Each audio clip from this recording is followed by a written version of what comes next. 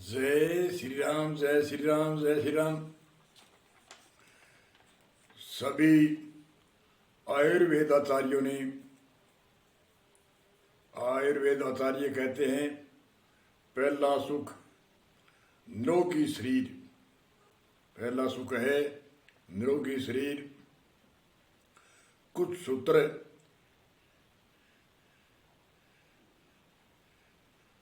अपनाने हैं। बाहर से हम शरीर की बहुत सफाई करते हैं, करना भी चाहिए।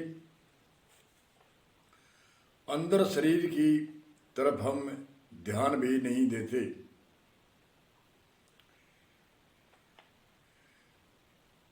अंदर शरीर की तरफ हम ध्यान भी नहीं देते हैं। जैसे हमारे वाहन गाड़ी इंजन है, उसकी ऊपर की सफाई भी हम करते हैं, अंदर की सफाई भी हम करते हैं। मोबिल बदलते हैं, डीजल फिल्टर बदलते हैं, जहाँ बैरग है वहाँ ग्रीस लगाते हैं।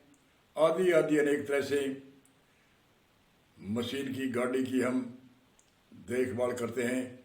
बाहर से भी सफाई करते हैं और अंदर से भी सफाई करते हैं। इसी तरह हम हमारे शरीर के अंदर की सफाई नहीं करेंगे तो हमारे शरीर निरोग रहने का कोई आधार भी नहीं है।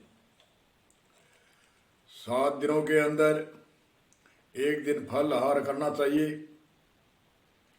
15 दिन या 3 महीने में जलाब लेना चाहिए। अंदर की सफाई करनी चाहिए। और मोटा अनाज, जैसे आज गेहूं का प्रचलित है, गेहूं में कुछ चने मिला दे। सर्दी हो तो बाजरी, गर्मी हो तो मक्का थोड़ा बहुत। और जो चना गेहूं तो हर प्रतिवर्ष भी हम खा सकते हैं। तो गेहूं खाने से पहली बात तो हमारे कई प्रोटीन तत्व है, एक ही अनाज में नहीं होते हैं। दूसरा, जो हमारे आयुर्वेद की शोध के अनुसार हमारी गेहूं के अंदर एक ऐसी चिकनाई है जो आंतों के चिपती है, कब्ज होती है, एसिड होती है। एसिड से, कब्ज से अनेक तरह की बीमारी, भयंकर आदि बीमारी होती है। इसलिए मोटा अनाज कोई ज़्यादा महंगा नहीं। और हम पेट के लिए भागते हैं, दौड़ते हैं, और पेट के लिए हम कुछ भी नहीं खाने को, भोजन अच्छी तरह से नहीं खाएंगे तो हमारा शरीर निरोग नहीं रहेगा। और फिर हमारे लाखों लाखों रुपए जांच के लगते हैं, फिर दवाइयों के लगते हैं, और आप भी परेशान और घर वाले भी परेशान। घर बर्बाद हो जाता है बीमारी से। इसलिए पहले से भी सावधान। असाध्य बीमारी होने पर ठीक नहीं होती। जो हम आजकल बीमार किसको मानते हैं कि बेड पर सो गया, बेड पर लेट गया, उसको हम बीमार मानते हैं। बीमार हमारे 60-50% चलते फिरते बीमार है। उनको पहले से सावधान होकर के, अगर जो नहीं बीमार है तो पहले से सावधान होगा, उसके कई बीमारियां नहीं होगी। इसलिए मोटा अनाज। और एक सूत्र है, कहते तो हैं जैसे पापड़ बनाने वाली बात है। कोई नई बहू आई और सास माता ने कहा बेटा पापड़ बनाओ, तो वो शक्ति ऐसे तो कहा नहीं कि मैं जानती नहीं हूँ। वो साइड में एक दादी के पास गई और दादी से पूछा, दादी वह पापड़ कैसे बनाया जाता है? तो उसने बताने शुरू किया। तो जैसे बताए वैसे वो बहू बेटी कहती है ये तो मैं जानती हूँ। आखिरी में उसने, दादी माँ ने देखा ये कर्तगनी है, पूछती भी है, और आखिरी में कहती है मैं सब कुछ ये जानती हूँ। उसने आखिरी में कहा सब पापड़ तैयार हो, उसको बन जाए, और रात को उसको एक बड़े मटके या देग में डाल करके 2 बाल्टी पानी डाल देना, सुबह तैयार हो जाएगी। तो उसने वैसे ही किया, क्यों जानती तो थी नहीं, ऐसे ही कह रही थी हम जानती हूँ, मैं जानती हूँ, ऐसे ही मैं जानती हूँ। तो उसने सुबह पानी डाल दिया और पापड़ का वो आटा घुल सील हो गया और भागी भागी गई दादी के पास। दादी माँ वो तो पापड़ तो खराब हो गए, पानी डाला था उसके माँ। अरे तू कहती है नहीं मैं जानती हूँ, तो तुमने पानी क्यों डाला? कहने का अर्थ है हम जानते हैं। तो भोजन को 32 बार चबाना चाहिए। भोजन को 32 बार हम पढ़ते थे, उस समय भी किताबों में आते थे। हम तो ऐसे करते हैं कि ये ऐसे ही कह दिया है। 32 बार चबाने से पेस्ट बनती है और मुंह की लार ये अमृत के समान है, ये भोजन में घुल के जाती है। तो एसिड आदि कई अनेक तरह की बीमारियां 32 बार चबाने से, पहली बात तो कई दवाइयों से अधिक काम करेगा। ये मौन धारण होकर, टेंशन मुक्त होकर के, हाथ पैर धो करके, परमात्मा को नमस्कार करके, अलाथी पलाथी मार के और पृथ्वी पर आसन लगा करके भोजन करना चाहिए। और 32 बार गिन गिन कर चबाएंगे तो एक तो हमारा ध्यान एकत्र होगा और टेंशन मुक्त होंगे, तो भोजन ऐसा पचेगा। अगर ये 7 दिन आप इसका प्रयोग कर लोगे तो अपने आप ही पता चल जाएगा कि भोजन 32 बार चबाने से क्या होता है। 32 का 25 बार ही चबाया गया तो बहुत ही लाभकारी होगा। भोजन का एक एक कण पचेगा और आपको 5-7 रोटी खाने की ज़रूरत नहीं, आप 3 आधी रोटियों से भी आप ढाँप कर तृप्त हो जाओगे और उसका एक एक कण काम में आएगा। तो भोजन को ज़्यादा वजन पेट में डालने से क्या लाभ हुआ? दूसरे अनेक तरह से आजकल जो बाहर की चीज़ खाते हैं, हमारे आयुर्वेद में कहते हैं कि भोजन 4-5 घंटों के बाद में बासी माना जाता है।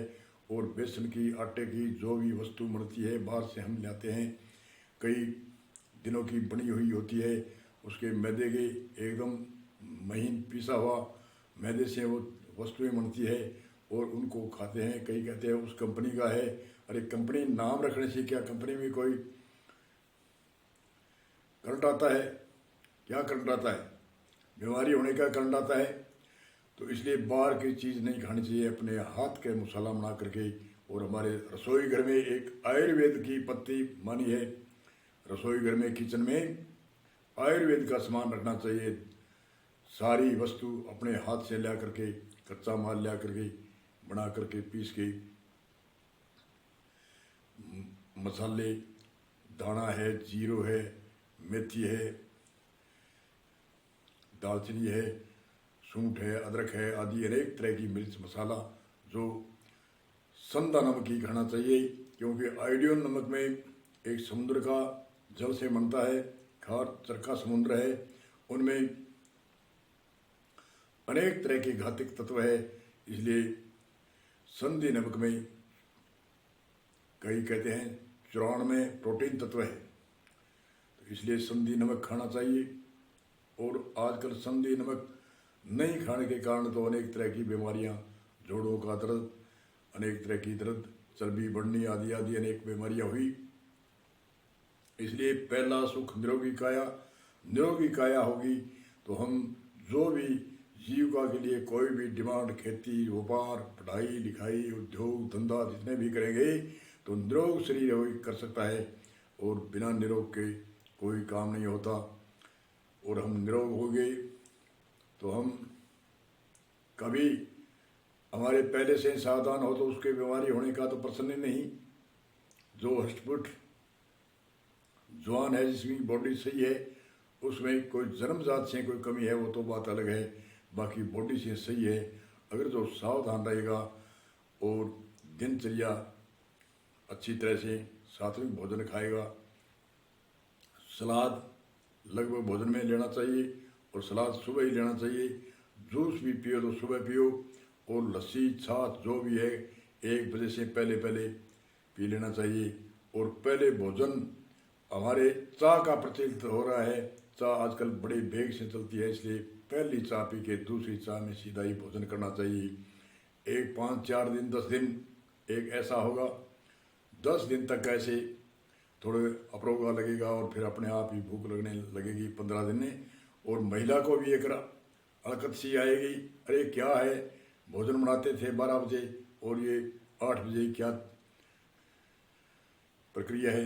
8 बजे भोजन, 9, आज सर्दियों में 9 बजे से पहले पहले और गर्मियों में 8 बजे से पहले जो भोजन खाता है वो कण कण पचता है, उससे एसिड नहीं होती है, उनसे कोल्ड स्टोर नहीं बनता है। और एसिड कोल्ड स्टोर नहीं बनेगा, कब्जी नहीं रहेगी, तो कोई भी कैंसर आदि, ब्लॉकिंग आदि, कोई भी हार्ट आदि संबंधी बीपी ऊंची नीची आदि आदि की समस्या कभी नहीं होगी। और हमारे ये घातक बीमारी बवासीर की होगी, कब्जियों के कारण हुई, भगंदर की आदि आदि अनेक तरह की बीमारी हुई और उसके बाद में आगे कैंसर का रूप लेती है। इसलिए हमारे सावधान से जो पहला सुख निरोगी का है, इसके लिए सूत्र पढ़ाने चाहिए। आजकल आयुर्वेद के डॉक्टर चलन में वे आजकल मोबाइल में बड़े बड़े विद्वान, अच्छे अच्छे विद्वान हैं, जो 10 विद्वान एक ही बात कहे उसकी बात मानकर उसका थोड़ा थोड़ा प्रयोग करना चाहिए। राजीव दीक्षित तो एक ऐसे विद्वान है जो चरक ऋषि, बालवट ऋषि के सूत्रों को एक झड़ी लगा दी ऐसी, जो हमारे स्वास्थ्य के लिए बहुत उपकार किया है।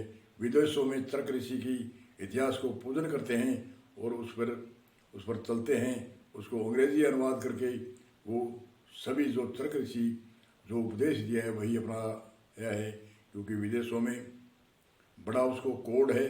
जैसे हम कोई विदेश की कोई चीज़ आती है नकली होती है तो हम गौरव करते हैं, अरे ये तो विदेश की वस्तु है। अरे विदेश की वस्तु से क्या हुआ, देश के अंदर भी कोई अच्छी वस्तु है उसको हमें अपनाना चाहिए। और देश में जहाँ रहते हैं वही जड़ी बूटी अनाज वह हमारे प्रकृति के अनुकूल होती है, और विदेश से जो हम जाते हैं वो हमारे अनुकूल नहीं होती, वहाँ के लोगों के अनुकूल है, हमारे अनुकूल नहीं। इसलिए सावधान होकर के, और एक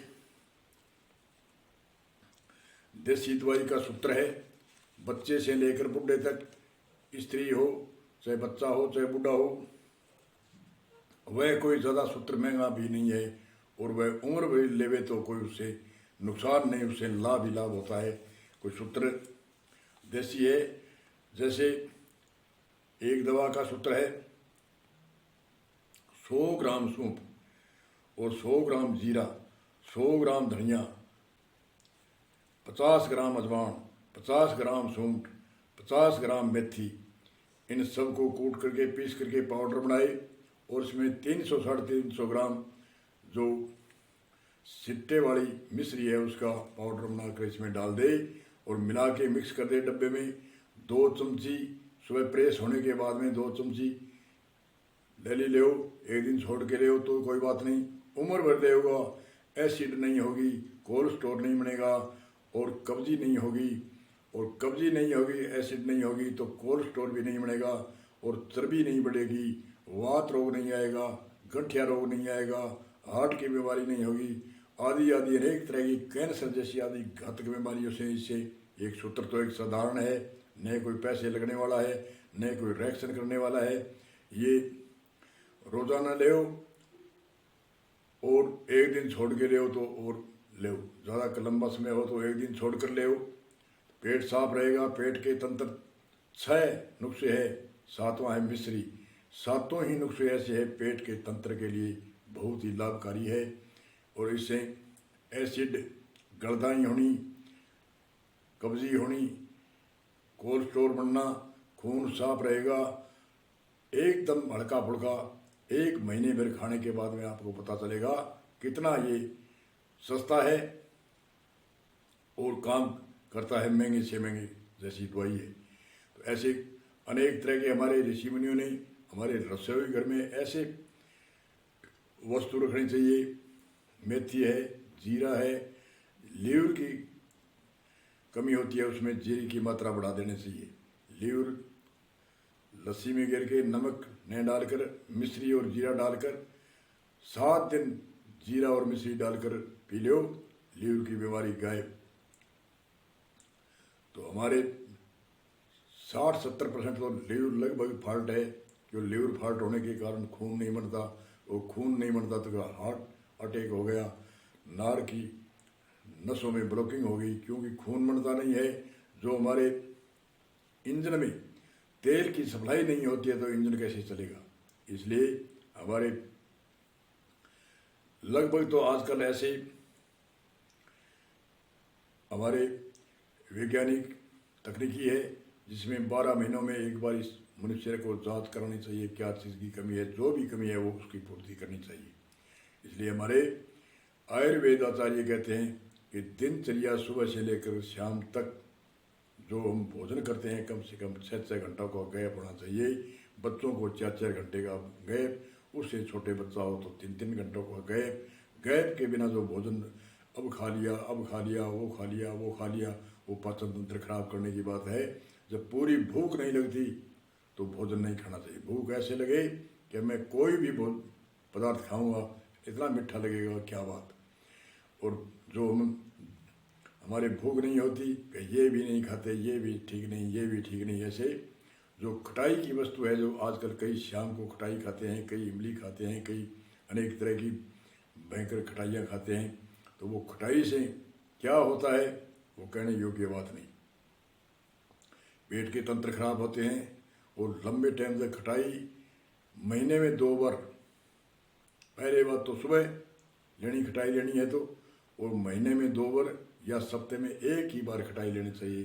और बार बार खटाई लेने से कई बीमारियां होती है, नामर्दी की बीमारी, कोलेस्ट्रॉल की बीमारी, अनेक तरह की पेट में जो खटाई फालतू होती है उससे बीमारी होती है। डॉक्टर लगभग तो कहते हैं खटाई मत खाओ, और हम कहते हैं ये खटाई नहीं है, खटाई कोई और ही है। खटाई कोई खास पर थोड़ी है, हम खाते हैं खटाई वाली वस्तु, उसको ही तो खटाई कहते हैं। नींबू अच्छा है परंतु रोज़ नींबू नहीं लेना चाहिए।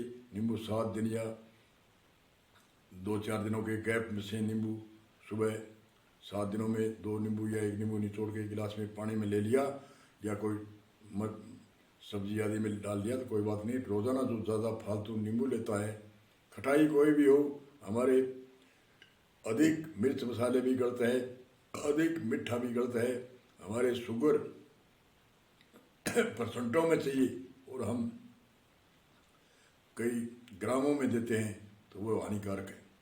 इसलिए इसी सूत्र को यहाँ ही विराम देते हैं। इसलिए सावधान होकर के स्वास्थ्य के लिए सूत्र अपनाए। पापड़ बनाने वाली मैं जानती हूँ, ऐसे जानती है तो करते क्यों नहीं। हम जानते हैं सब कुछ तो करते क्यों नहीं। करोगे तो स्वस्थ रहेगा शरीर, और नहीं करोगे तो देख ही जा करोगे तो बड़ा घातक आगे बीमारी घेर लेगी, बहुत पैसे लगने वाले है। फिर ऐसा दे बीमारी होने पर चाहे कितने भी अमेरिका के डॉक्टर से इलाज कराए तो भी नहीं होगा।